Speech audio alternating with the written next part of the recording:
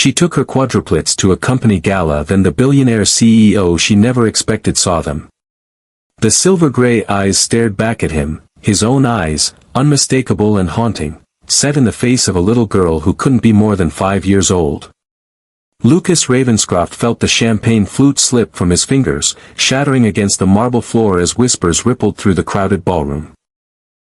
Time seemed to slow as his gaze traveled from the girl to her 3 siblings standing beside her, then finally to the woman he'd walked away from 6 years ago.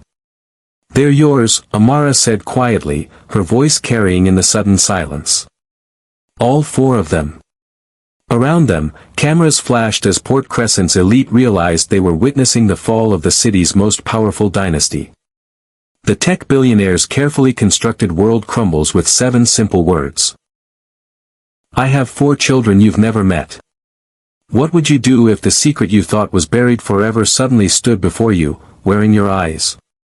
How do you face the consequences of a choice that robbed 4 children of their father and left a woman you once loved to face an impossible burden alone?" Hello there, amazing viewers. Welcome to Mr. Stephen's Stories, where life's most powerful lessons come through compelling tales. If you're new here, consider subscribing right now to join our growing family of story lovers and turn on notifications so you never miss these life-changing moments. Like this video if you believe everyone deserves to know where they came from, no matter how complicated that truth might be. The morning had started like any other for Amara Blake. The alarm blared at 5:30 a.m., giving her precisely 30 minutes of peace before the organized chaos of raising quadruplets erupted. She padded quietly to the kitchen of her modest 3-bedroom apartment, savoring the silence as she brewed her coffee, the one luxury she consistently allowed herself despite perpetually tight finances. "Today's the day," she whispered to herself, fingers drumming nervously on the countertop as she mentally reviewed her design portfolio for the 100th time. The Ravenscroft Innovation Gala represented her best chance at securing the contract that could transform her struggling furniture design business.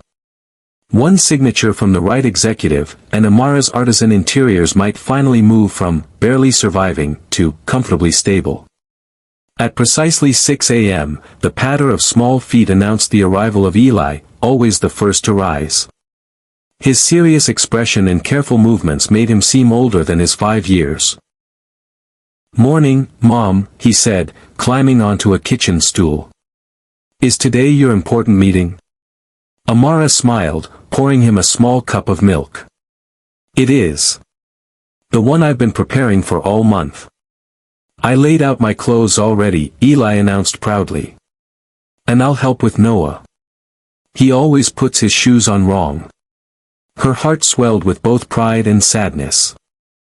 Eli had appointed himself the man of the house, stepping into a role no child should have to fill. Before she could respond, Sky burst into the kitchen, wild-haired and already buzzing with energy. "Mom! I dreamed we lived in a castle with a slide instead of stairs. Can we build that? You make furniture, right? Could you make slide stairs?" Amara laughed, smoothing down her daughter's untamable curls. "Not quite the same thing, sweetheart. Maybe we can visit the playground after school today. After your big meeting?" Sky asked, climbing onto a stool beside her brother. "After my big meeting," Amara confirmed, already preparing breakfast for 4 with practiced efficiency. Noah appeared next, quietly slipping into the kitchen with his favorite stuffed elephant clutched to his chest. Unlike his siblings, he moved through the world cautiously, sensing emotional currents others missed. "You're worried," he observed, his perceptive eyes studying her face. "Is it about the meeting?" Amara set down her spatula, crouching to meet his gaze. "A little bit. But it's the good kind of worried. The kind that means something important might happen." Noah nodded solemnly. "Like birthday worried, not doctor worried." "Exactly," she smiled, pressing a kiss to his forehead. Last to arrive was Lila, silent as always, observing everything with those haunting silver-gray eyes, Lucas's eyes. Of all her children, Lila carried the most visible reminder of their father, a fact that both pained and comforted Amara. The little girl slipped her hand into her mother's without a word, offering silent support in the way only Lila could. Breakfast was its usual whirlwind of spilled milk, negotiations over who got which colored plate, and Amara's gentle reminders about table manners. By 7:15, she was brushing teeth, fixing hair, and packing 4 identical lunch boxes while mentally rehearsing her presentation for the Ravenscroft executives. "Maya's picking you up from school today," she reminded them as they gathered their backpacks. "I'll meet you at her house after my meeting. Will you wear your pretty green dress?" Lila asked suddenly, her soft voice surprising everyone. Amara nodded. "I will. The one with the sparkles on the sleeves." "You look like a princess in that dress," Lila said with rare certainty. "They'll give you the job because princesses always win." If only business worked that way, Amara thought, but she simply smiled and ushered her brood toward the door. The morning school run was a military operation requiring precision timing and infinite patience. By the time she returned to her apartment at 8:30, she had exactly 3 hours to finalize her portfolio, practice her pitch, and transform herself from harried single mother to confident design professional. Her phone rang just as she was laying out her dress on the bed. "Please don't be canceling," she muttered, seeing Maya's name on the screen. "Hey, what's up?" Maya's voice was tight with stress. "Amara, I'm so sorry. Mom fell this morning. I'm at the hospital with her now, possible broken hip. I can't take the kids this afternoon."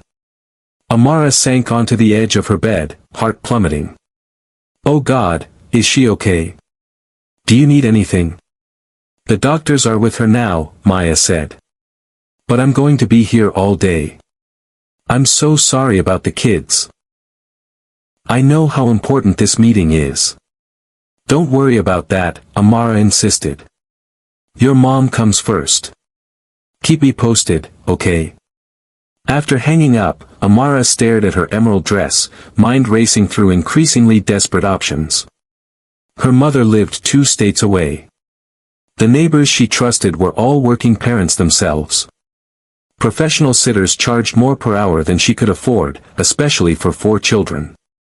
"Think, Amara," she told herself firmly. "There has to be a solution." 3 hours and 12 phone calls later, she faced the impossible truth. She had no choice but to bring her children to the gala. The very thought made her stomach clench with anxiety. 4 energetic 5-year-olds at a formal business event. It was professional suicide. But missing the gala altogether meant losing the contract opportunity that could finally provide financial stability. With resignation, she called the children's school, explaining the emergency early pickup. Then she began laying out their nicest clothes, the outfits reserved for special occasions and holiday photos. If they had to attend, they would at least look presentable. By the time she picked them up from school, her emergency plan was in place. Each child had received precise instructions, promises of rewards for good behavior, and gentle reminders of the consequences of acting out. 4 small emergency backpacks were packed with quiet activities, snacks, and a change of clothes. Just in case. "Remember, this is very important for Mommy's work," Amara explained as she helped Noah with his clip-on tie. "The people at this party might give me a big job that would help us a lot." "Will there be cake?" Sky asked, the most pressing concern in her 5-year-old mind. "I'm not sure," Amara admitted. "But if you're all on your best behavior, we can get ice cream afterward." This promise was met with solemn nods from all 4 children. In their world, ice cream was currency worth its weight in gold. The Ravenscroft Grand Hotel gleamed like a diamond against the darkening sky as Amara's second-hand sedan pulled into the parking lot. Crystal chandeliers visible through enormous windows cast golden light across marble floors where Port Crescent's wealthiest and most influential gathered in designer formal wear. Amara checked her simple emerald dress in the rearview mirror. Beautiful by her standards but undoubtedly modest compared to what awaited inside. "Ready, my loves?" she asked, voice steadier than she felt. 4 small heads nodded in unison from the back seat. Remember our rules, she said, helping them unbuckle. Stay close to mommy, use inside voices, and no touching anything that looks expensive, they finished in practiced unison. Amara smiled despite her nerves. Perfect. Let's go show them how amazing the Blake family is. The grand entrance hall of the Ravenscroft Hotel seemed to swallow them whole as they stepped inside. Sky and Noah gaped openly at the soaring ceilings and crystal fixtures, while Eli gripped Amara's hand tightly, already sensing her tension. Only Lila seemed unimpressed, her silver eyes scanning the room with quiet assessment. Name, please, asked a tuxedoed attendant at the gala entrance, not bothering to hide his surprise at the four children. Amara Blake, she said confidently. Interior designer presenting for the headquarters renovation project. The man checked his tablet, eyebrows raising slightly. Ah, yes. Ms. Blake. I don't believe the invitation mentioned children. Family emergency, Amara explained smoothly. They'll be perfectly well behaved. Before the attendant could object, a familiar voice called out, "Let them through, Jeffrey." I'm sure Ms. Blake has her reasons. Turning, Amara found herself face to face with Olivia Mercer, the Ravenscroft Industries marketing director who had initially expressed interest in her portfolio. The older woman's eyes crinkled with kindness as she bent slightly toward the children. Well, hello there, she said warmly. Aren't you all dressed nicely for our boring business party? Eli, ever the spokesman, stepped forward with his hand extended. Thank you, ma'am. We're here to support our mom's important meeting. Olivia's delighted laugh drew curious glances from nearby guests. Well, that's the most professional thing I've heard all night. Come along, Amara. I'll help you get settled before the presentations begin. Relief washed over Amara as they followed Olivia through the glittering crowd. Perhaps this wouldn't be a complete disaster after all. Olivia led them to a quieter corner of the ballroom, where several high-top tables offered a bit of privacy. The children can stay here while you network, Olivia suggested. I'll have some appropriate refreshments sent over. The presentations don't start for another hour, so you have time to make your connections first. Thank you, Amara said fervently. This means so much to me. The opportunity to design for Ravenscroft Industries would be transformative for my business. Olivia's expression turned serious. Your portfolio impressed me, Amara. Modern yet timeless, functional but with soul. Exactly what our sterile headquarters needs. Not everyone on the committee agrees with me yet, but I'm fighting for you. Before Amara could respond, a cold voice cut through their conversation like a blade. Well, look what the charity case dragged in. Victoria Ravenscroft glided toward them, resplendent in a designer gown that probably cost more than Amara's entire apartment. Her perfectly coiffed blonde hair framed a face that might have been beautiful if not for the cruel twist of her lips. As the wife of Lucas Ravenscroft, CEO and heir to the Ravenscroft fortune, Victoria wielded her social power like a weapon. Victoria, Olivia acknowledged with professional courtesy that didn't quite reach her eyes. Lovely event as always. Victoria barely nodded at Olivia, her predatory gaze fixed on Amara and the children. I wasn't aware this was a daycare event. How resourceful of you to bring your entire brood to a professional gathering. Amara felt her cheeks warm but lifted her chin. My childcare arrangements fell through at the last minute. I wouldn't miss the opportunity to present my designs, so we're making it work. Victoria's perfectly painted lips curved into a cruel smile. I'm sure my husband will find that amusing. He's quite particular about professionalism. Her gaze swept dismissively over the children before landing on Amara with unveiled contempt.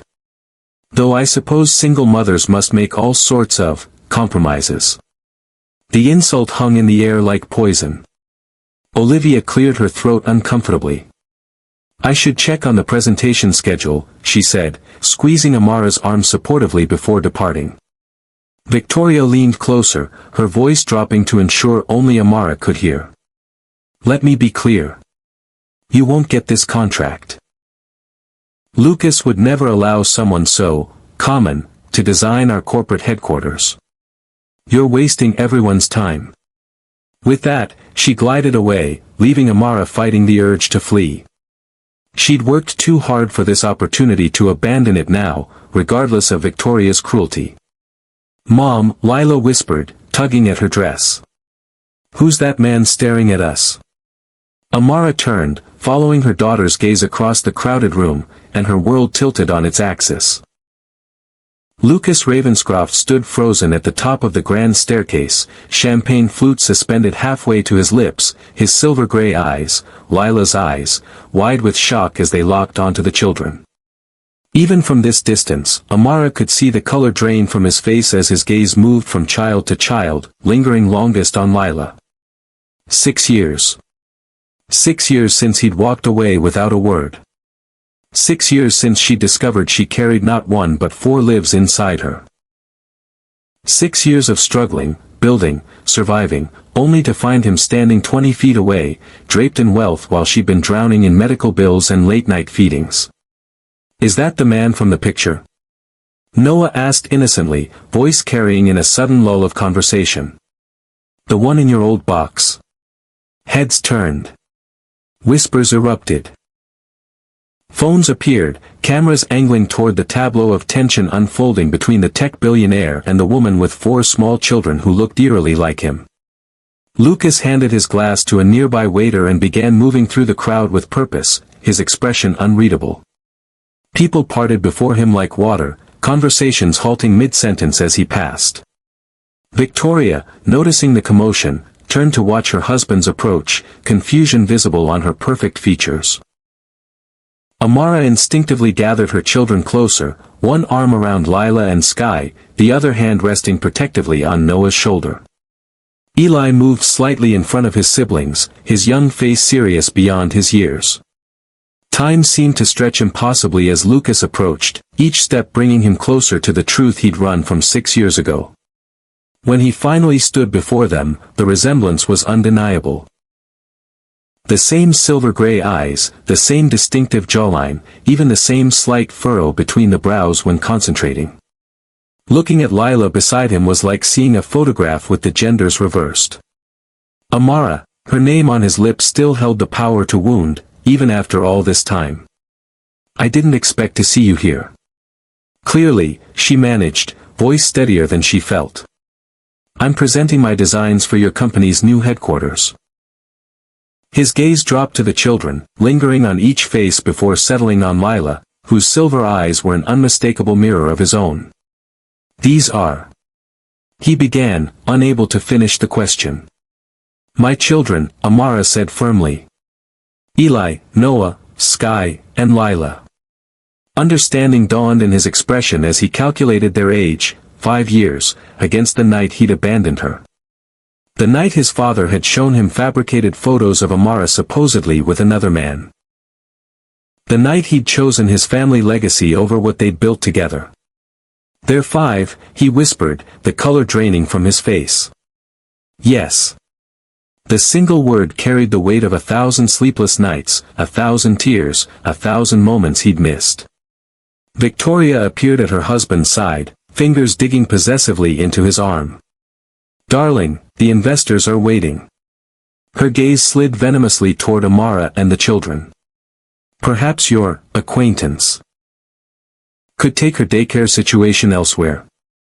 Before Lucas could respond, Sky, brave, impulsive Sky, stepped forward. "Why do you look like Lila?" she demanded, staring up at Lucas with fearless curiosity. The ballroom seemed to hold its collective breath. Victoria's perfectly manicured hand tightened on Lucas's arm, her red nails pressing into his expensive suit. For the first time since Amara had known him, Lucas appeared genuinely speechless. Finally, he slowly knelt to Sky's level, his expensive suit touching the marble floor. "I think," he said softly, his voice thick with emotion, "it might be because I'm your father." If this story resonates with you, please hit that like button and subscribe to Mr. Steven Stories. Your support helps our channel grow, and your comments let us know what stories touch your heart the most. Now, let's continue this emotional journey together. Victoria's gasp echoed through the sudden silence. Lucas. Get up this instant, she hissed, her carefully constructed facade cracking. You have no idea what you're saying. But Lucas remained kneeling, his gaze never leaving Sky's curious face. Around them, whispers rippled through the crowd like wildfire. Phones recorded discreetly, and not so discreetly, as Port Crescent's most powerful CEO had a very public reckoning with his past. But fathers are supposed to be there, Eli said, his small face serious beyond his years as he moved to stand beside his sister. You weren't there when we learned to walk. Each word struck Lucas like physical blows. You're right, he admitted, vulnerability cracking through his carefully constructed facade. I've missed too much already. Lucas, Victoria warned, voice sharp with panic, people are watching. Stand up. For perhaps the first time in his adult life, Lucas Ravenscroft ignored what was expected of him. Instead, he looked up at Amara, his silver-gray eyes filled with questions and regret. I was wrong, he said simply, loud enough for those nearby to hear. I believed lies because they were easier than fighting for what mattered. Tears threatened at the corners of Amara's eyes. It's too late for those words. Maybe, Lucas agreed, rising slowly. But it's not too late to start making things right. He turned to Victoria, whose perfectly contoured face had twisted with fury. The gala can continue without me. I have 5 years of catching up to do. Victoria's voice dropped to a venomous whisper. If you leave with them, don't bother coming home. Lucas didn't hesitate. I'll have my assistant collect my things tomorrow. The shocking declaration sent another wave of murmurs through the watching crowd. Lucas gently touched Lila's shoulder, careful not to overstep. Is there somewhere we can talk? He asked Amara, his voice low. All of us. She hesitated, torn between the desire to protect her children from further public spectacle and the knowledge that they deserved answers. The hotel has a private lounge on the mezzanine level, Lucas suggested. No press, no spectators. Just us. After a moment's consideration, Amara nodded. 10 minutes. That's all. As Lucas guided Amara and the children toward a side exit, whispers erupted in their wake. Tomorrow, their faces would grace every tabloid in Port Crescent. Victoria stood abandoned in the center of the ballroom, her humiliation complete as hundreds of eyes watched the tech billionaire choose his secret family over his trophy wife. The private lounge was everything the ballroom was not, intimate, understated, and mercifully empty. Lucas dismissed the attendant with a quiet word, ensuring their privacy before closing the double doors behind them. The children immediately gravitated toward a plush window seat overlooking the city lights, giving the adults a moment's breathing space. They're beautiful, Lucas said quietly, watching them with wonder. All of them. Yes, they are, Amara agreed, keeping her voice neutral despite the storm of emotions threatening to overwhelm her. Quadruplets, he whispered. When did you find out? 8 weeks after you disappeared, she replied, the memory still sharp despite the years. I went for my first ultrasound alone. The technician kept moving the wand, counting, 1, 2, 3, 4. I thought I was going to pass out. Lucas closed his eyes briefly, the magnitude of what she'd faced alone hitting him anew. I never knew, he said. If I had. Would it have made a difference? Amara interrupted, echoing the question she'd asked herself countless times over the years. One baby wasn't enough to make you stay. Would 4 have changed your mind? The brutal honesty of her question left him momentarily speechless. Before he could formulate a response, Noah approached cautiously, his sensitive nature making him the first to brave the tension between the adults. Are you really our dad? He asked, clutching his small backpack strap nervously. Lucas knelt once more, meeting Noah at eye level. Biologically, yes. But I haven't earned the right to be called your dad yet. Noah considered this with surprising maturity. We don't have a dad. Just Mom and Aunt Maya. I know, Lucas said softly. And that's my fault, not your mom's. Sky bounced over, fearless as always. If you're our dad, why haven't you been at our birthday parties?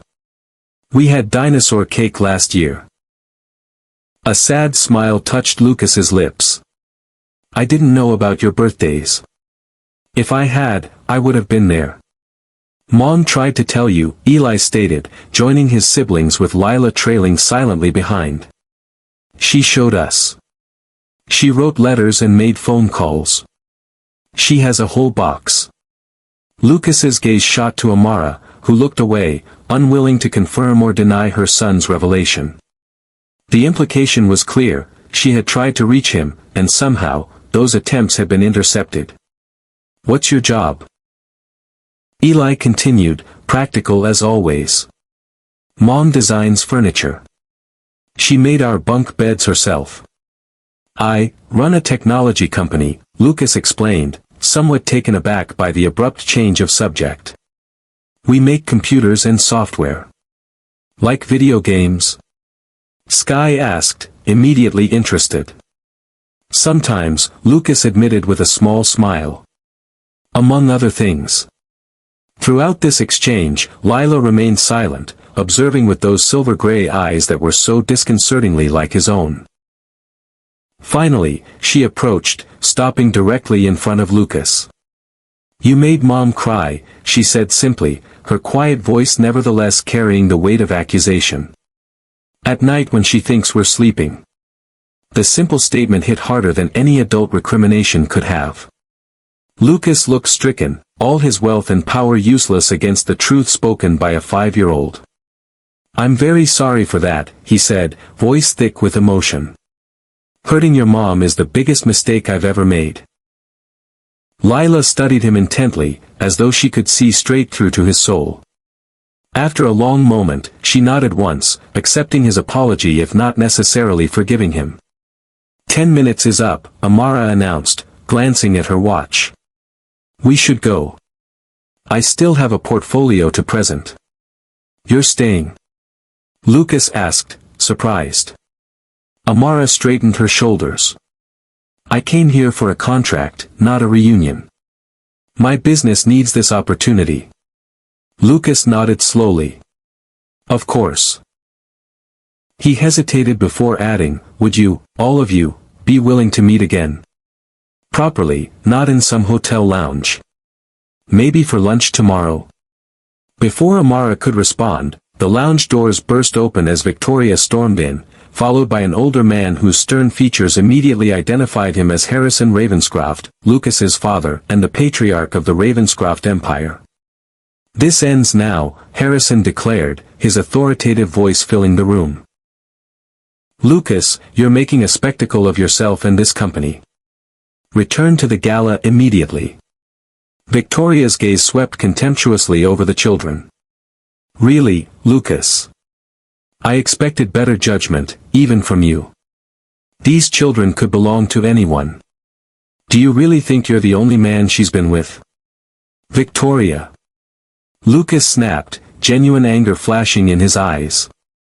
Not another word. Amara moved instinctively to shield her children from the ugliness unfolding. We're leaving, she said firmly. This was a mistake. Harrison's cold eyes assessed Amara with calculated precision. Miss Blake, isn't it? Perhaps we could discuss this situation, privately. I'm sure we can arrive at an arrangement beneficial to all parties. The implication was clear, hush money, the same offer he'd likely made to other problems in the past. There's nothing to discuss, Amara replied, gathering her children with practiced efficiency. Come on, kids. We're going home. Amara, wait, Lucas said, moving to block his father. Please. Don't leave like this. She paused, meeting his gaze directly. For 6 years, I've raised our children alone. I've handled night feedings and chicken pox, preschool applications and emergency room visits. I've built a life that doesn't include you, Lucas. If you want to be part of their lives now, you'll need to prove you deserve it. And that starts with respecting my decisions." With that, she guided her children toward the door, head held high despite Victoria's smirk and Harrison's calculating stare. "I'll call you," Lucas said, desperation edging his voice. Amara looked back one last time. "My number hasn't changed. The question is, will you actually listen this time?" As the door closed behind them, Lucas turned to face his father and wife, something fundamentally altered in his bearing. For the first time, he saw them clearly. Not as his family, but as the architects of the greatest mistake of his life. "What did you do?" he asked quietly, the dangerous calm in his voice causing Victoria to take an instinctive step back. "I protected you," Harrison replied without remorse. "As I've always done." "Protected me?" Lucas repeated. "From what?" "From the mother of my children. From knowing I have 4 beautiful kids who've grown up without a father."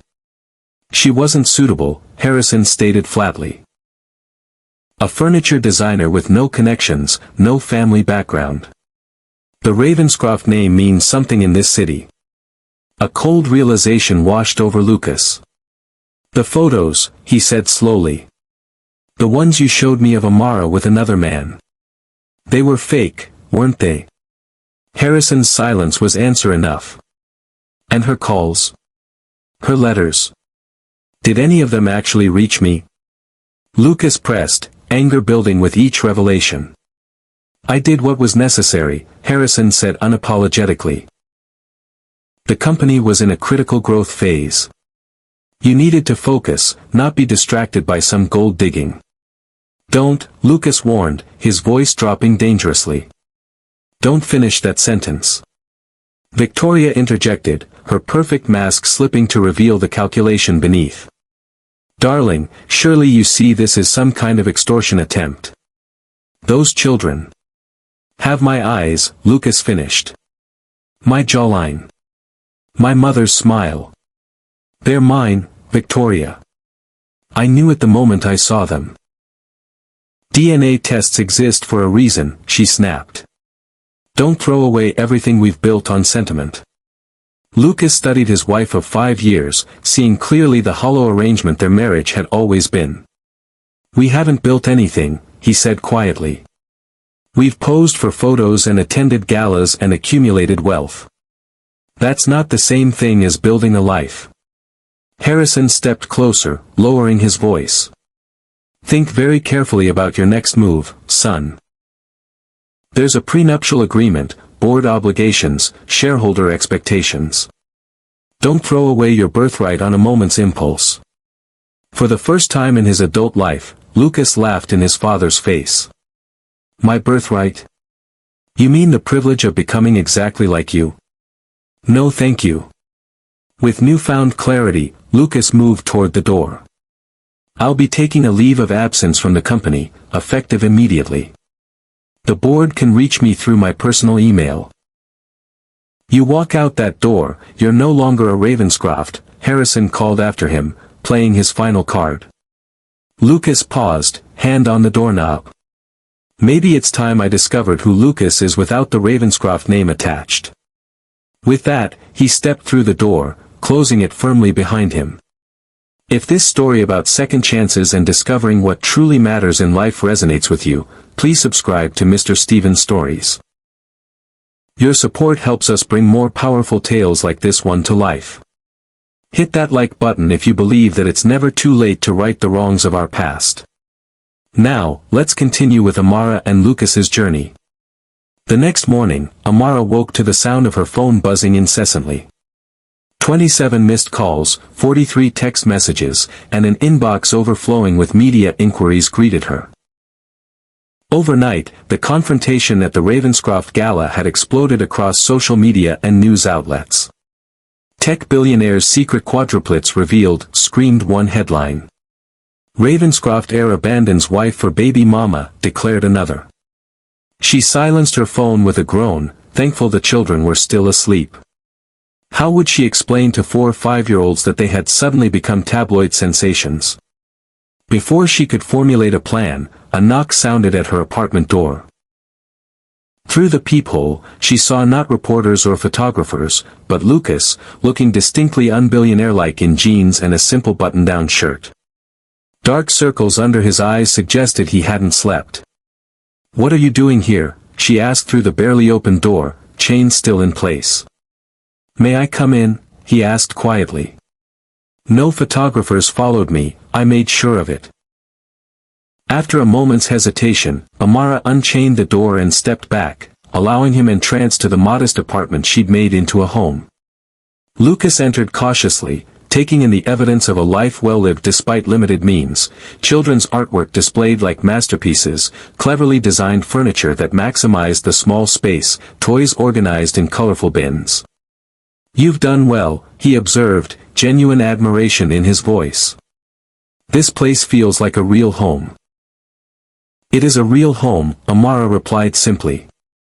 "What do you want, Lucas?" "It's barely 7 in the morning." He ran a hand through his hair, a nervous gesture she remembered from years ago. "I couldn't wait. After you left, I confronted my father. The photos he showed me of you with another man, they were manipulated.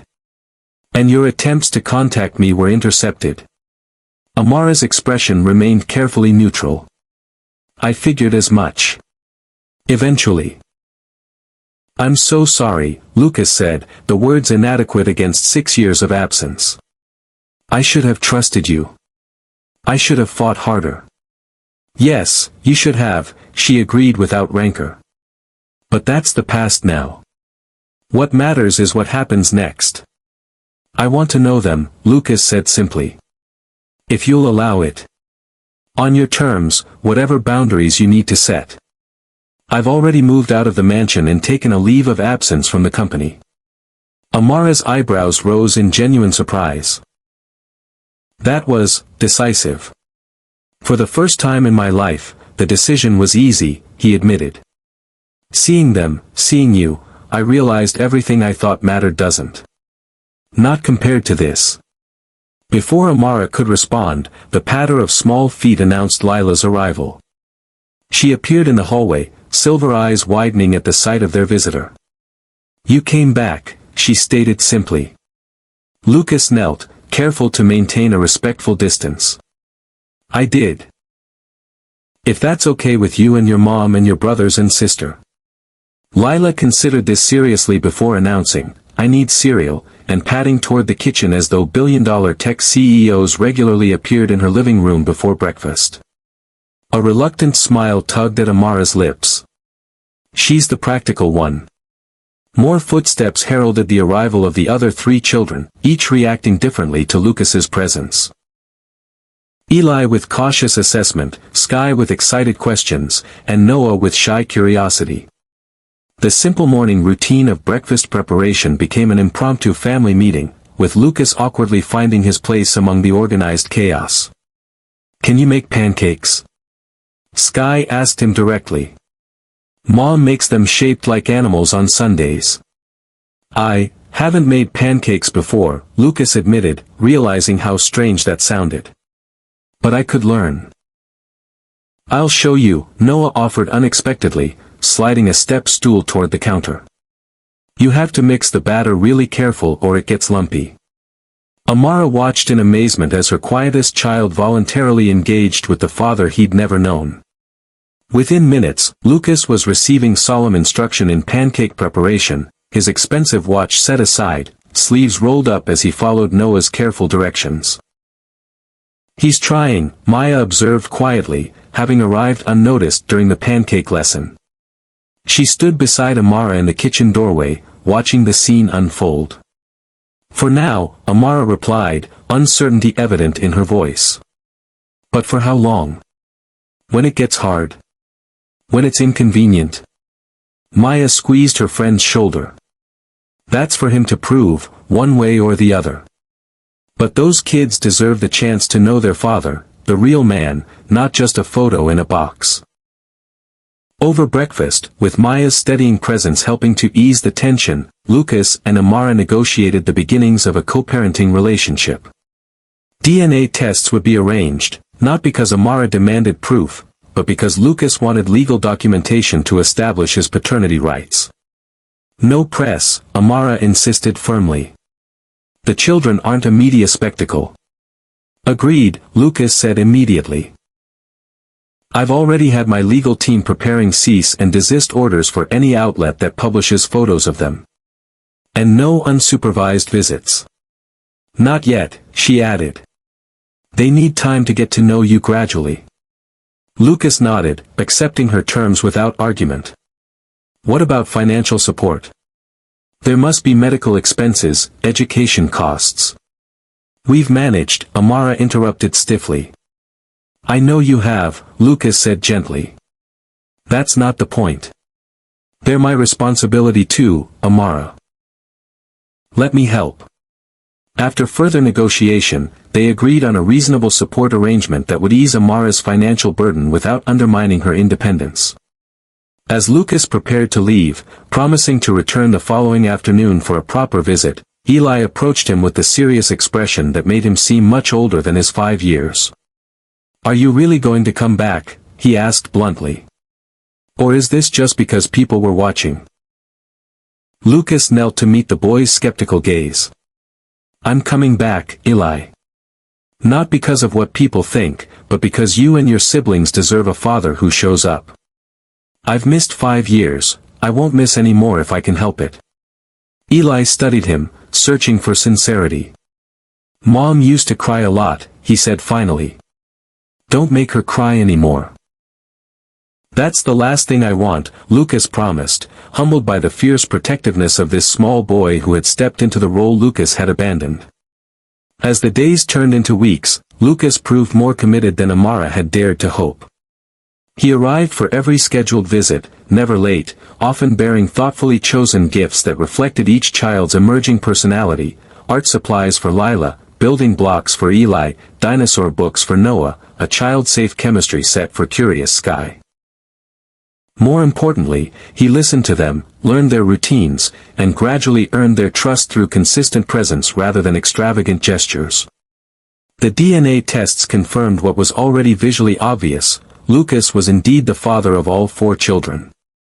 With legal acknowledgement came formal child support arrangements and the beginning of more complex negotiations about Lucas's long-term role in their lives. 3 weeks after the gala, Harrison Ravenscroft made his move. His assistant arrived at Amara's apartment with a certified letter and a verbal message. Mr. Ravenscroft Sr. would like to resolve this situation quietly and permanently. Inside the envelope, Amara found a check for $2.5 million and a non-disclosure agreement that would effectively silence her and the children about their connection to the Ravenscroft family. In exchange for the money, they would legally forfeit any claim to the Ravenscroft name or inheritance. When Lucas arrived that afternoon and found Amara staring at the uncashed check, his expression darkened with anger. I'll handle this, he promised, reaching for his phone. No, Amara said firmly, placing her hand over his. We'll handle it. Together. The following day, they returned the uncashed check to Harrison's office along with a letter composed by both of them. The children aren't a situation to be resolved. They're people to be known, loved, and acknowledged. No amount of money can purchase their birthright or silence their mother. Victoria filed for divorce the same week, citing irreconcilable differences and emotional abandonment, conveniently omitting her own affairs that Lucas had ignored for years. The tabloids had a field day, painting Amara as the homewrecker who had destroyed Port Crescent's most powerful marriage. Through it all, she maintained her dignity, focusing on protecting her children from the media storm while continuing to build her design business. Ironically, the publicity surrounding the Ravenscroft scandal brought unexpected attention to Amara's artisan interiors. A prominent hotel chain, impressed by the portfolio she never got to present at the gala, contracted her for a renovation project that would secure her business for the next year. Success, when it came, was on her own terms. Not through Lucas's connections or the Ravenscroft name. For Lucas, the journey from absentee father to consistent presence was not without setbacks. His first attempt at bedtime stories ended in frustration when he couldn't do the different character voices that Amara had perfected over years of practice. His corporate efficiency was useless against Sky's stubborn refusal to wear matching socks or Noah's tearful meltdown when a favorite toy broke. Each challenge taught him patience and humility in ways his privileged life never had. "I don't know how you've done this for 5 years," he admitted one evening after all 4 children had finally fallen asleep. He and Amara sat on her small balcony, sharing the peaceful moment that only parents of young children truly appreciate. "One day at a time," she replied simply. "When there's no other choice, you find strength you didn't know you had." Lucas studied her in the gentle evening light, seeing not just the woman he had once loved, but the remarkable mother she had become. "I've missed so much," he said quietly. "Their first steps, first words." "Yes," Amara agreed, neither sugarcoating the truth nor wielding it as a weapon. "You have. But you're here now, and that matters to them. Especially to Eli. Have you noticed he started calling you Dad occasionally?" Lucas nodded, emotion tightening his throat. "I heard it yesterday. I almost couldn't believe it." "He's giving you a gift," Amara said seriously. "Don't waste it." 6 months after the fateful gala, Lucas attended his first school function, a kindergarten science fair where Sky proudly displayed her project on why slime is sometimes solid and sometimes liquid. Instead of sending an assistant to represent him at an important board meeting, Lucas sat on a tiny chair, listening intently as his daughter explained viscosity with the enthusiasm only a 5-year-old could muster. Harrison Ravenscroft found him there, the elderly patriarch looking distinctly out of place among finger paintings and papier-mâché solar systems. "So this is where the heir to Ravenscroft Industries spends his time now," Harrison observed coldly. "Playing house while the company your grandfather built struggles without leadership." Lucas continued helping Sky clean up her display, his voice level. "The company has an entire executive team, father. Apparently, I wasn't as indispensable as you led me to believe." "The board is getting restless," Harrison warned. "If you don't return soon, they may make permanent arrangements." "They have my blessing," Lucas replied, genuinely unconcerned. "I'm starting a new venture next month, educational technology focused on making STEM accessible to underprivileged schools. Smaller scale, but more meaningful." Harrison's expression hardened. "And these children? This arrangement with their mother? Is that just a phase too?" Lucas straightened, meeting his father's gaze directly. "My children aren't an arrangement or a phase. They're my family, my real family. Something you taught me the value of, though not in the way you intended." "Ready, Dad?" Sky called, oblivious to the tension between the men. "Ms. Wilson said we can get ice cream if we're all good at the fair." "Be right there, sweetheart," Lucas called back, his face softening instantly. To Harrison, he simply said, "I have to go. My daughter's waiting." As Lucas walked away, helping Sky carry her project, he felt the weight of the Ravenscroft legacy lifting from his shoulders with each step. For the first time in his life, he was making choices based not on obligation or expectation, but on love. If this story of redemption and second chances touches your heart, please subscribe to Mr. Stevens Stories and hit that like button. Your support means everything to our channel and helps us continue sharing stories that remind us what truly matters in life. Drop a comment about what you'd do if you were in Lucas or Amara's position. We love hearing your thoughts. 1 year after the Ravenscroft Gala that changed everything, Amara stood in the sunlit backyard of her new home. Not a mansion, but a comfortable 4-bedroom house with a garden where the children could play and a studio where her furniture design business continued to flourish. The modest celebration underway marked both the quadruplets' 6th birthday and a more private milestone, 1 full year of Lucas being consistently present in their lives. "Need any help?" Lucas asked, appearing beside her with a stack of paper plates and an ease that would have seemed impossible 12 months earlier. "Could you check on the cake?" Amara replied, smiling as she watched Noah and Eli organizing an elaborate treasure hunt for their friends. Maya should be bringing it out soon. Lucas nodded, briefly touching her shoulder, a casual gesture that reflected their carefully rebuilt trust. They weren't a couple in the romantic sense, but they had become something perhaps more valuable, true partners in raising 4 extraordinary children. The journey hadn't been easy. Victoria had attempted to drag Amara's name through the courts during the divorce proceedings, claiming alienation of affection and demanding damages. The case collapsed when Lucas's legal team presented evidence of the intercepted messages and Harrison's manipulation years earlier. Victoria eventually settled for a generous financial package in exchange for her silence, money Lucas gladly paid to protect his children from further publicity. Harrison had made one final attempt to bring Lucas back into the fold, offering him the CEO position and a controlling share of Ravenscroft Industries, with the condition that his other family remain unofficial, unacknowledged in public. "That's not a negotiation, that's a prison sentence," Lucas had replied, declining without regret. Instead, he had founded a smaller, more ethical technology company focused on educational software for underprivileged schools. His new venture employed several brilliant engineers who had fled the toxic corporate culture at Ravenscroft Industries, including Maya's younger brother. "Look at them," Lucas said softly, returning to Amara's side as they watched the birthday celebration. "They're amazing, Amara. You did that, you made them who they are." "We're all still becoming," she replied, the wisdom hard-earned through years of single parenthood. "Them, you, me, we're works in progress." Lucas's new venture had recently secured significant funding, validating his decision to chart his own course. More importantly, he had found purpose beyond profit margins and stock prices. 3 evenings a week, he volunteered at a community center teaching coding to teenagers from Port Crescent's struggling neighborhoods. On the other evenings, he was learning to cook proper meals, helping with homework, and mastering the art of bedtime stories, complete with different voices for each character. "Dad! Come see what I made."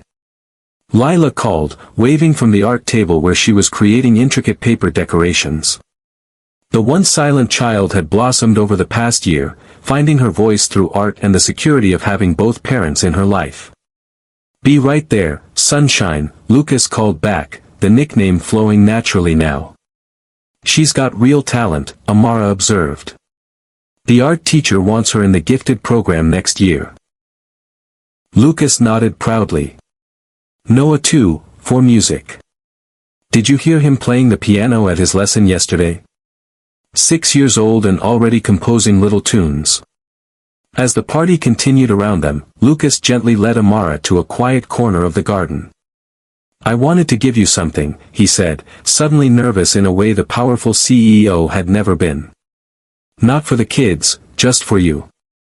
He handed her a small box, definitely not jewelry, too large and oddly shaped.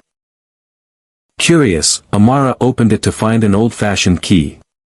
"It's for a studio space," Lucas explained. "That warehouse you've had your eye on downtown, the one with the north-facing windows. I bought the building, but it's in your name. Your business deserves room to grow." Amara stared at the key, emotions conflicting. "Lucas, I can't accept this. It's too much." "It's not a gift," he clarified quickly. "It's an investment in your company. 15% share, if you'll have me as a silent partner. The paperwork's all drawn up, Maya's already reviewed it. Your vision, your control, just with more resources behind you."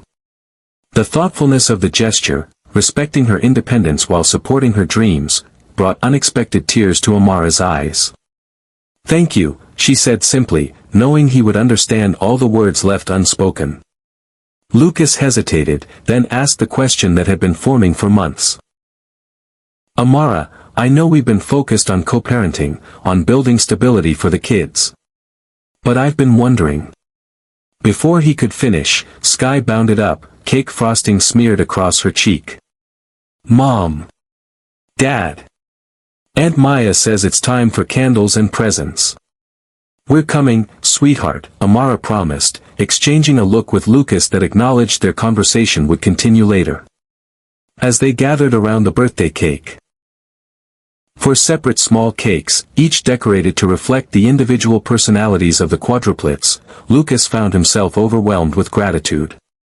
1 year ago, he had been wealthy but hollow, surrounded by luxury but devoid of genuine connection. Now, watching Noah carefully help Lila position her candles, seeing Eli's protective hand on Sky's shoulder as she bounced with excitement, he understood wealth in an entirely new way. After the presents were opened and the last guest departed, the children played with their new treasures while Lucas and Amara cleaned up the backyard. Working side by side in comfortable silence, they had developed the seamless rhythm of true partners. "What were you going to ask me earlier?" Amara finally said, tying off a garbage bag. Lucas set down the folding chair he was carrying. "I was wondering if you might consider a proper date. Just the two of us.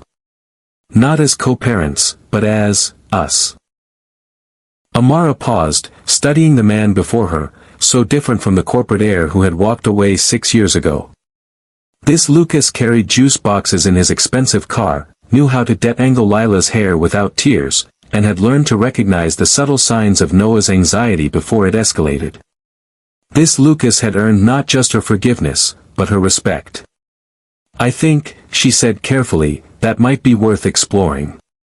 His smile, genuine and hopeful, reminded her of the young man she had fallen for years ago, before wealth and family expectations had corrupted their connection.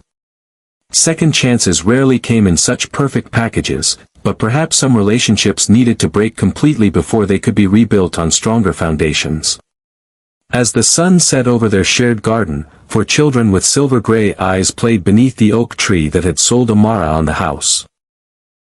Its branches perfect for the treehouse Lucas was helping Eli design. Their family wasn't conventional or perfect, but it was real, hard-won through tears and truth and the courage to begin again. "Dad!" Eli called. "Can we camp in the backyard tonight? You promised we could when it was warm enough." Lucas looked to Amara, the parental check-in now second nature. At her nod, he called back, "Start gathering the sleeping bags. I'll find the tent." Watching him dash inside with Eli, Amara felt the final pieces of her heart's protective wall begin to dissolve. Love, when it was earned rather than freely given, proved stronger than any fortune or family name. The road ahead would have its challenges, for strong-willed children approaching their school years, a growing business, and the careful navigation of a relationship being rebuilt from its foundation. But for the first time in 6 years, Amara faced the future with complete confidence. They had weathered the hardest storm already and emerged stronger, not as the family they might have been, but as the family they were meant to become. Thank you for joining us for this story of redemption, forgiveness, and the power of second chances.